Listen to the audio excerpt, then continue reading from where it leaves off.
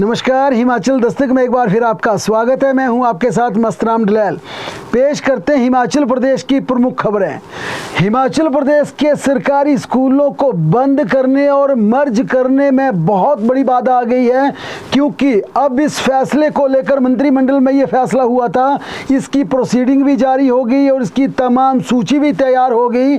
आज इसकी दोपहर नोटिफिकेशन जारी करनी थी, लेकिन नोटिफिकेशन से पहले एक बहुत बड़ी बाधा इस फैसले को लेकर आ गई है, क्योंकि कैबिनेट ने इसे लेकर दो बड़े फैसले लिए थे, जिसमें पहला फैसला था हिमाचल प्रदेश के 0 छात्रों की संख्या वाले 99 स्कूलों को बंद कर दिया जाए। हालांकि इसमें कोई अड़चन नहीं है, कोई दिक्कत नहीं इसकी नोटिफिकेशन जारी करने में, लेकिन दूसरा बड़ा फैसला था हिमाचल प्रदेश के 461 ऐसे स्कूलों को बंद करना था, उनके छात्रों को दूसरे स्कूलों में शिफ्ट करना था। इनके स्कूलों की मर्जिंग को लेकर एक सरकार ने क्राइटेरिया बनाया था, जिसमें यह तय किया गया था कि राज्य के जिन सरकारी स्कूलों में छात्रों की संख्या 6 से कम होगी और रेडियस 2 से 3 किलोमीटर का होगा, उन तमाम स्कूलों को भी बंद कर दिया जाएगा। मर्ज करके दूसरे स्कूलों में छात्रों को शिफ्ट कर दिया जाएगा, टीचर्स को भी ट्रांसफर कर दिया जाएगा। लेकिन इनमें से कई स्कूल ऐसे हैं जिनकी दूरी 2 किलोमीटर 2 किलोमीटर की दूरी है, लेकिन सबसे बड़ी बाधा है कि 2 किलोमीटर के रेडियस के भीतर इन बच्चों को दूसरे स्कूलों में जाने के लिए खतरनाक नालों से गुजरना पड़ेगा, घने जंगलों को क्रॉस करना पड़ेगा, जटिल रास्तों का सामना करने पड़ेगा। ये रिपोर्ट बाकायदा डायरेक्टर एलिमेंट्री एजुकेशन से सरकार को भेजी गई है, और इस डायरेक्टर एलिमेंट्री आशीष कोहली की रिपोर्ट में कहा गया कि टोपोग्राफी के मद्देनजर जरूर एक फैसला हमने किया था कि 2 से 3 किलोमीटर के रेडियस वाले जिन स्कूलों में छात्रों की संख्या 6 से कम है, उन्हें बंद कर दिया जाए। लेकिन कई स्कूल ऐसे हैं जो कि नीचे से रिपोर्ट आई है, जिनमें बच्चों को स्कूलों को मर्ज करने के बाद दूसरे स्कूलों में बच्चों को भेजना बेहद मुश्किल हो जाएगा। दूरी सिर्फ 2 से 3 किलोमीटर की है, लेकिन कई ऐसे नाले हैं जिनमें प्राइमरी स्टैंडर्ड के बच्चों को नाला क्रॉस करना आसान नहीं होगा। घने जंगल है, अकेला बच्चों को वहाँ पर जाना मुश्किल होगा। कई जगह रास्ते इतने जटिल है कि वहाँ पर पहुँचना मुश्किल होगा।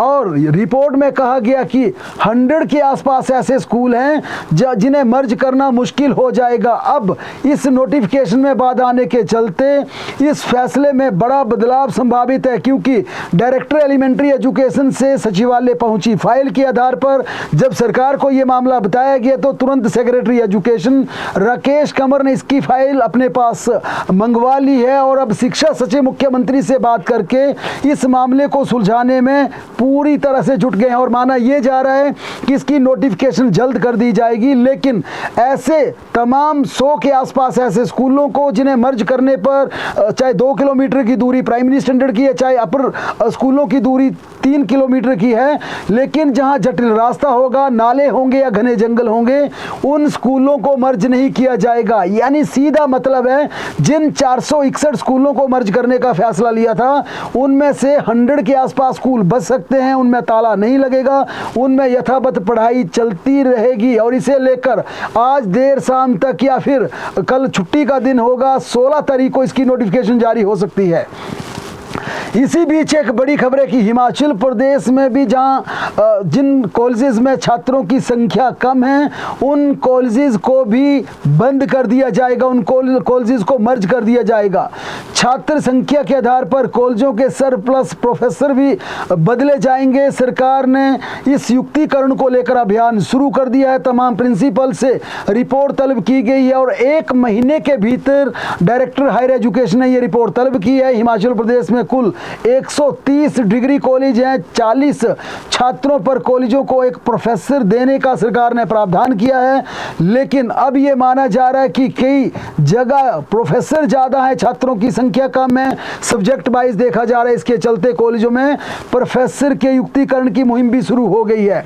इसी के साथ साथ सरकार ये भी प्लान कर रही है कि जिन हिमाचल प्रदेश के कॉलेजेस में छात्रों की संख्या कम है, उन कॉलेजेस को बंद कर छात्रों को दूसरी जगह शिफ्ट कर दिया जाएगा, चाहे सरकार को ट्रांसपोर्टेशन की सुविधा देनी पड़े या फिर शहरों में आवासीय सुविधा प्रदान करनी पड़े।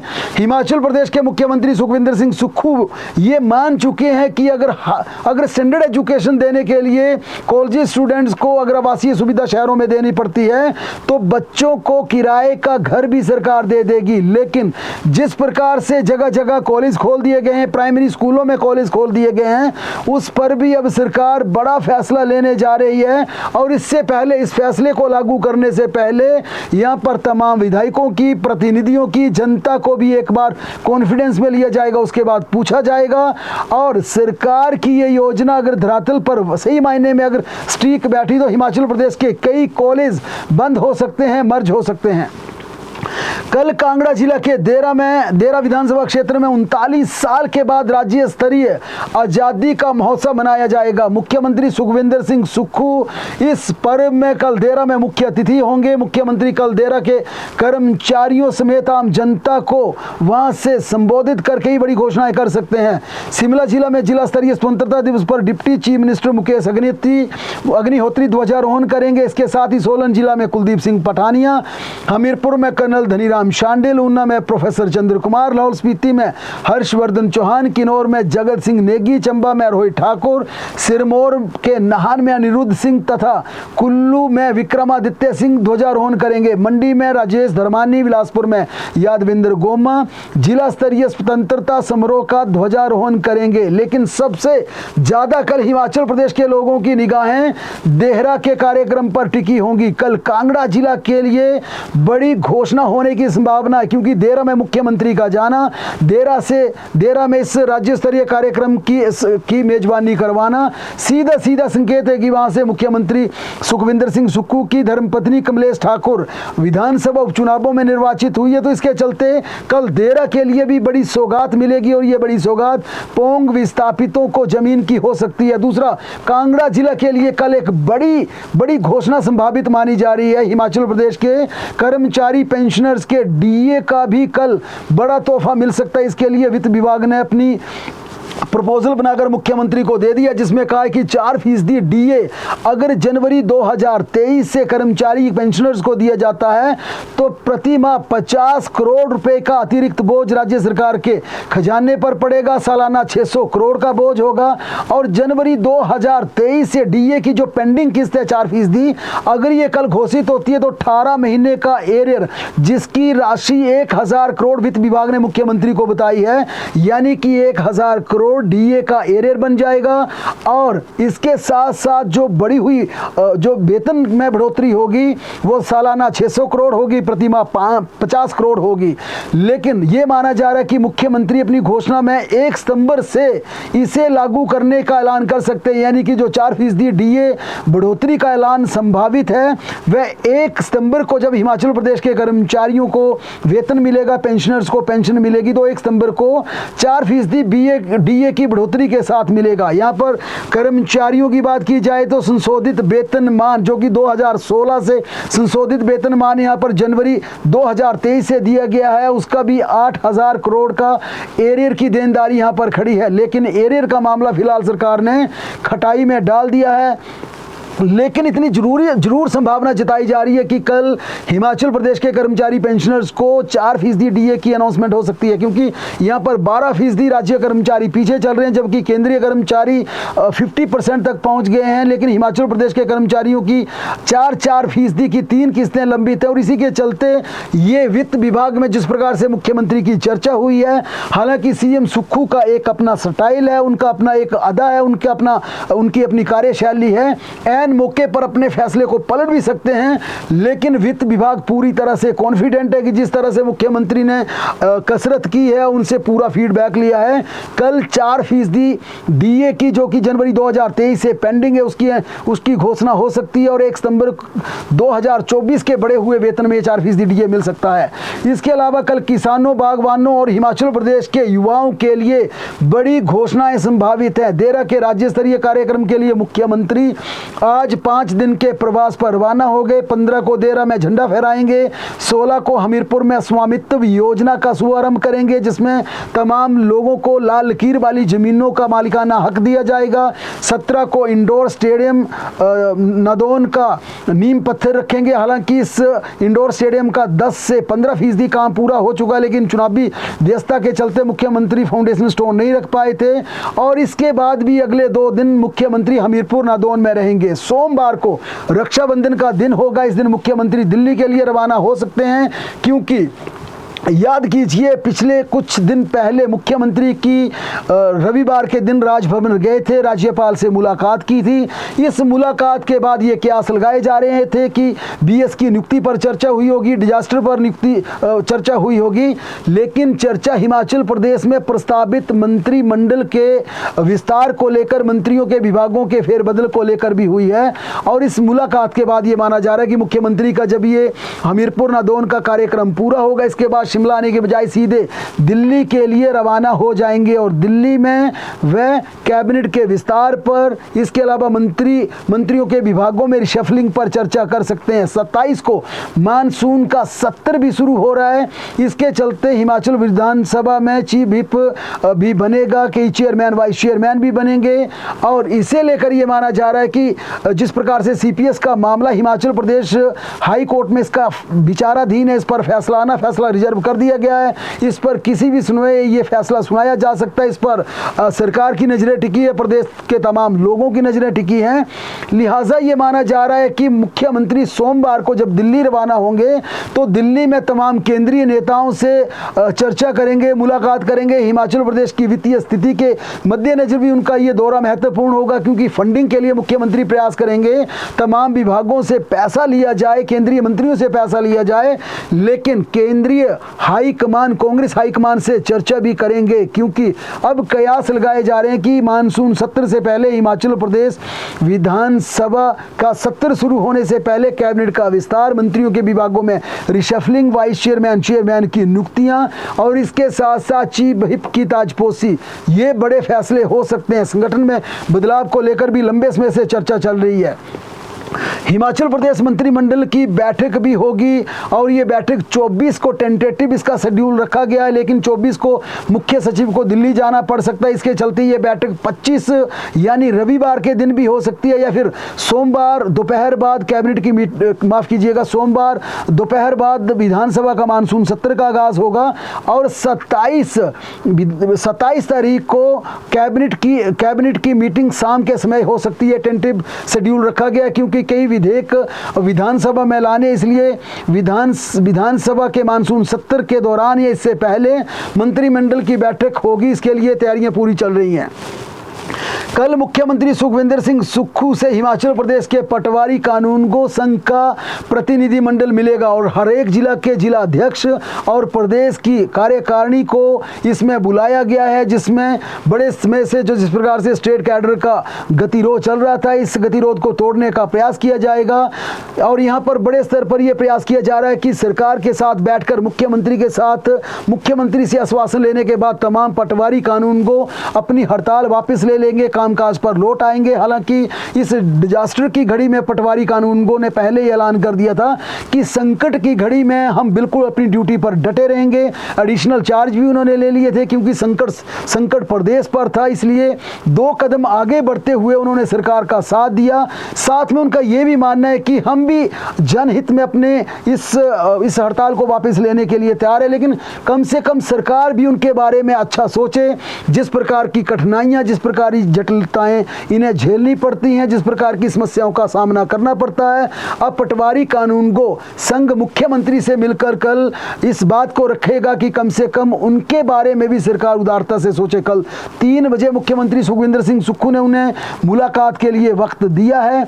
अब देखना है कि कल इस पर क्या फैसला होता है और किस प्रकार से पटवारी कानूनगो और सरकार के बीच जो गतिरोध चल रहा था वह समाप्त होता है, इसे लेकर कल नजर रहेगी। हालांकि पटवारियों के स्टेट कार्डर की बात की जाए तो उस पर जरूर सरकार ने एक नर्म दिल के साथ फैसला लिया और उसमें यह तय किया गया है कि निकट भविष्य में जितने भी पटवारी भर्ती होंगे उनका स्टेट कार्डर होगा और बाकायदा इसके लिए आरएनपी रूल्स बदले जाएंगे, नियमों में बदलाव होगा। इस नोटिफिकेशन को जल्द जारी कर दिया जाएगा और जो मौजूदा पटवारी कानून वो हिमाचल प्रदेश में है उनकी एस्टेब्लिशमेंट डिस्ट्रिक्ट में रहेगी, यानी कि उनका तमाम तामझाम डिप्टी कमिश्नर के पास रहेगा, लेकिन उनका तबादला दूसरे जिला में किया जा सकता है, इसका प्रावधान किया जाएगा। इसकी नोटिफिकेशन भी जारी कर दी जाएगी। लॉ ओपिनियन आ चुका है, लॉ ओपिनियन में भी ये स्पष्ट कर दिया गया है, क्योंकि मंत्रिमंडल की बैठक में यह फैसला हुआ था कि हिमाचल प्रदेश के तमाम पटवारी कानूनों की एस्टेब्लिशमेंट स्टेट पर कर दी जाए